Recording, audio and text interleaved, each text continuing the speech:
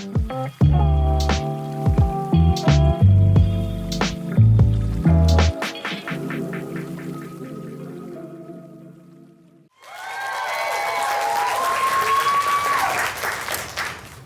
like to begin here.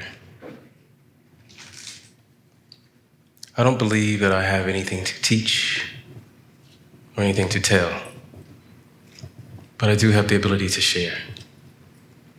And even if we never speak in person, I believe that we have done that.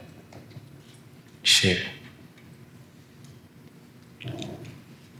According to Gallup, over 900 million people are unhappy.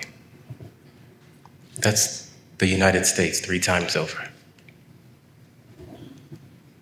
And according to Gallup, the reason for this unhappiness is the inability to sustain 5 factors and the failure of a baseline of 1.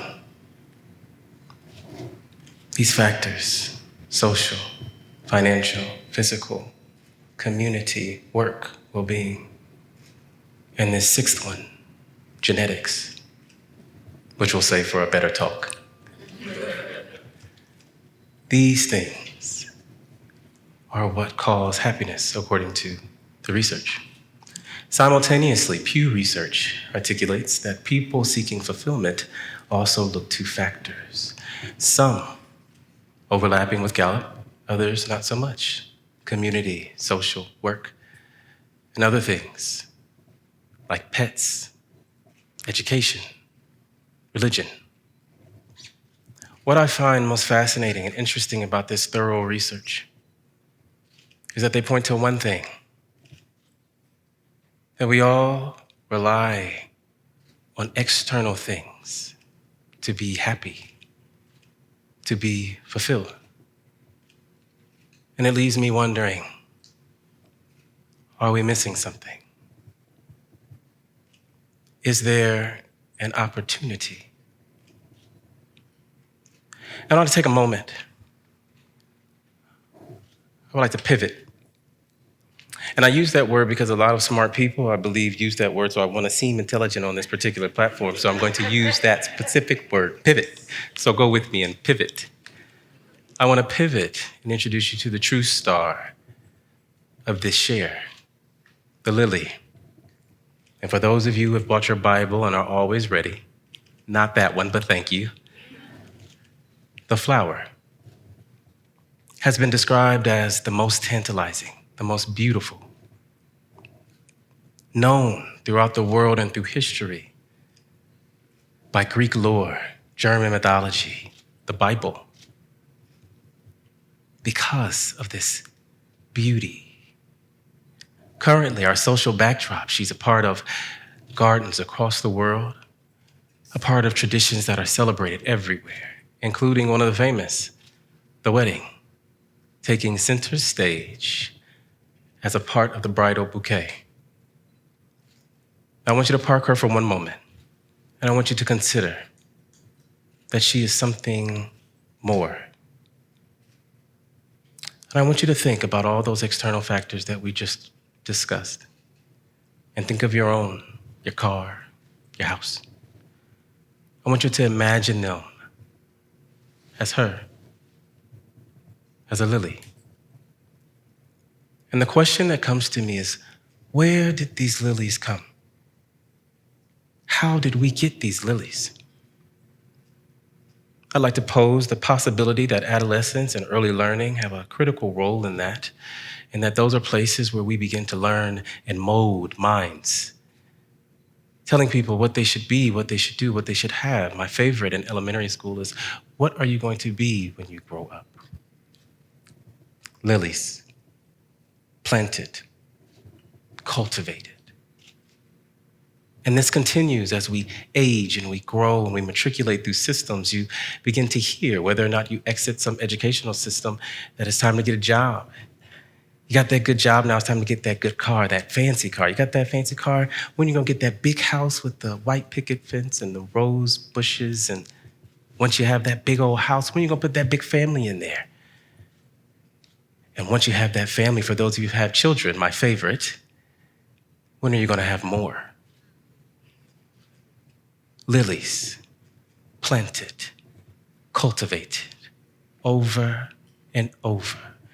This notion that in order to be happy, that we have to have, that we have to do, that we have to be something. I was recently at a function here in the city with prominent people, some which are in this crowd, wonderful minds, and the conversation came to me about me, how I should be happy that I had found my purpose in being a lawyer and having a business. And though I was absolutely and still am incredibly humbled by the sentiment and the intention of the sentiment, my response was something different. First, to purpose, that is something deeper, something knowing that I'm still exploring for myself. But as to being a lawyer, as to having a business, those are things that I do. They are not who I am. My lilies, even then, distinguishing them from myself.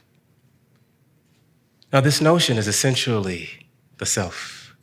This notion that is essentially detachment is not something earth-shattering that I have went through the cosmos and found for myself to present to you today.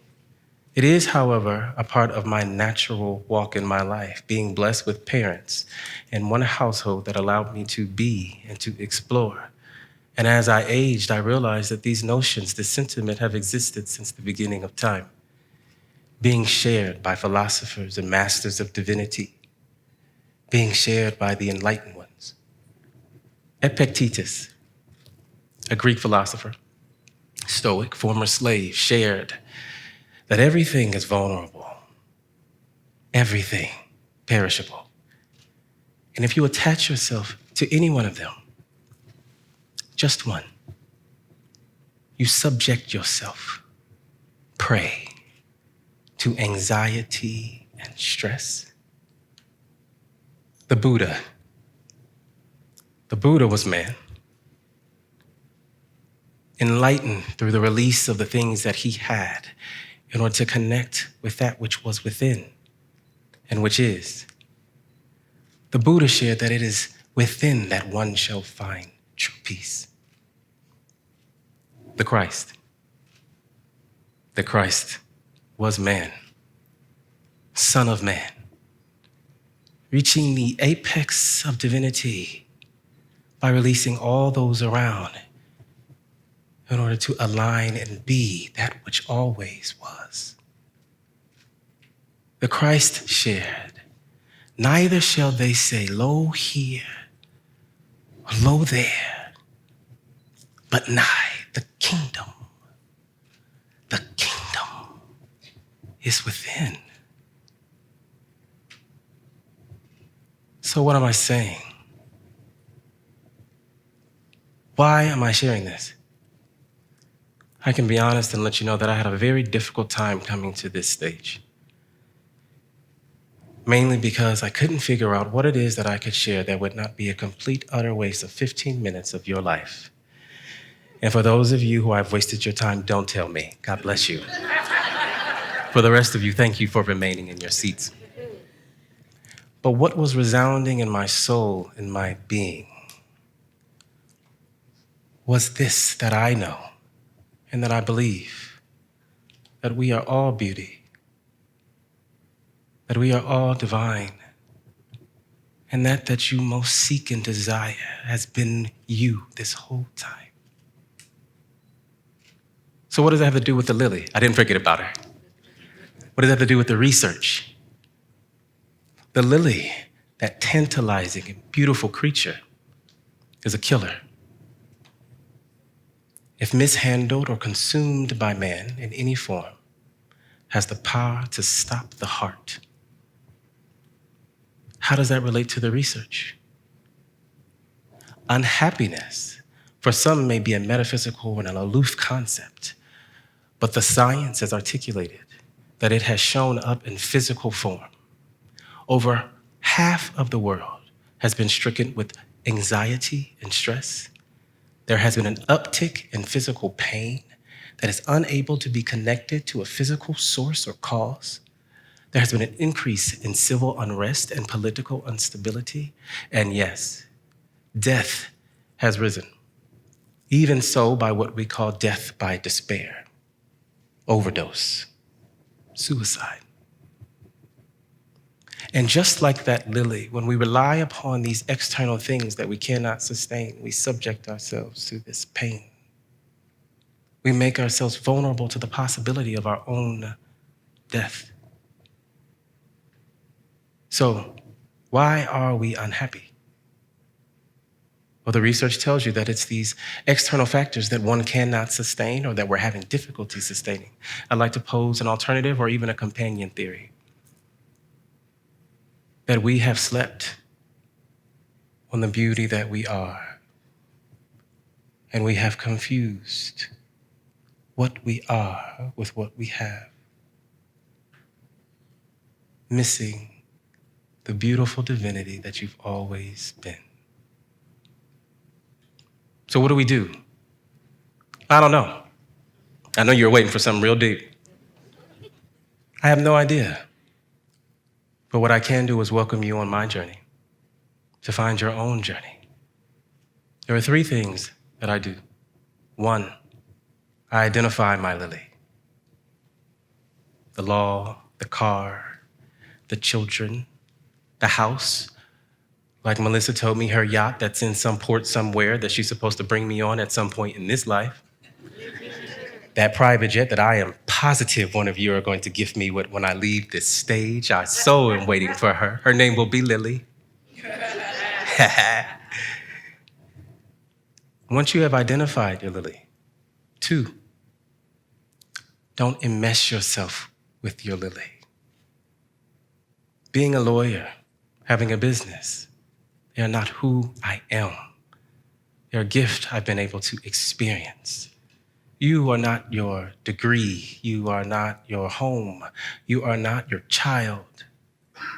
What happens when the degree means nothing to the world? What happens when you lose all that you've worked for? What happens when you can no longer touch the child or the spouse? Do you become one of the 900 million? The final and my favorite. Cherish and appreciate your lily. You see, unlike others, I believe that the lily is here to be experienced. There is beauty that she adds to what already is beautiful. The danger is when we confuse her for us. When we confuse her for our source. Imagine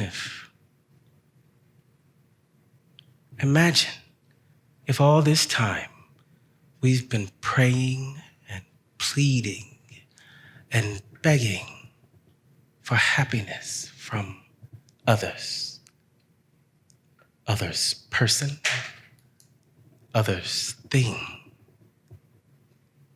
Imagine if all this time the beauty, the happiness, the peace was you. Thank you.